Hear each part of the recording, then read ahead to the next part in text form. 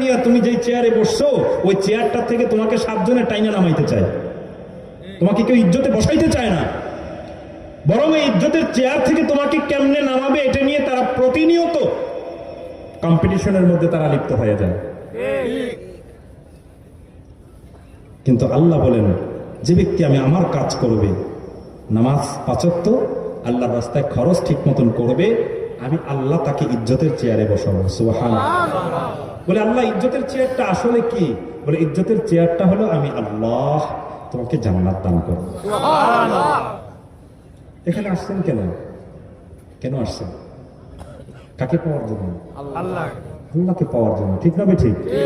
আল্লাহ বলেন আমাকে পাওয়ার জন্য আসছো না, লাহুম দারাজাত, এই দরজা তো, এই ইজ্জতের দরজা তো আমি আল্লাহ তোমাকে দান করব। সুবহানাল্লাহ সুবহানাল্লাহ সুবহানাল্লাহ। আল্লাহ পাক রব্বুল আলামিন আবার বলেন লাহুম দারাজাতুন ইনদা রাব্বিহিম।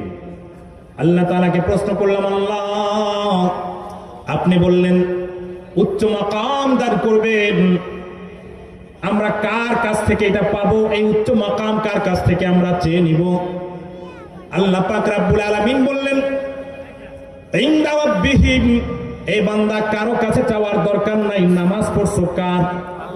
বান্দা বলবে আপনার। আল্লাহ কয় নামাজ যেহেতু আমার, কার রাস্তায় খরচ করেছো? আপনার রাস্তায় খরচ করেছি। আল্লাহ বলবেন নামাজ পড়লাম আমার, খরচও করলাম আমার রাস্তায়, যাও যাও আমি আল্লাহ তাআলা হুকুম দিলাম কারো কাছ থেকে ইজ্জত চাওয়া লাগবে না, ইজ্জতের মালিক আমি আল্লাহ, আমি আল্লাহ তোমাকে ইজ্জত দান করব। সুবহানাল্লাহ।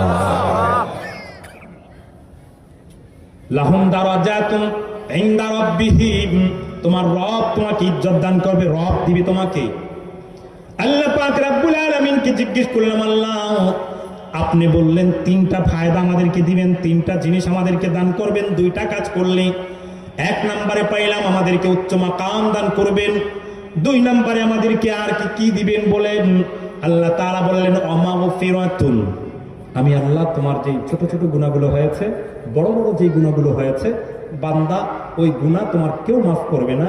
আরে বান্দা তুমি মাফ করার চিন্তা করো, তোমার বিবি তো তোমার গুনাহকে ক্ষমা করবে না, তোমার বাচ্চারা তোমাকে ক্ষমা করবে না। ছোট্ট একটা ভুল করে দেখো না, এটা প্রতিদিন তোমাকে তোমার বিবি আর বাচ্চারা বলতেই থাকবে। সারাক্ষণ তোমার সন্তান বলবে বাবা তোমার জন্য সংসারের মধ্যে আজকে এই অবস্থা হয়েছে। কথা কয় না? আল্লাহ পাক রব্বুল আলামিন বললেন কেউ তোমাকে মাফ করবে না, কেউ তোমাকে ক্ষমা করবে না, মাফ করলে আমি আল্লাহ।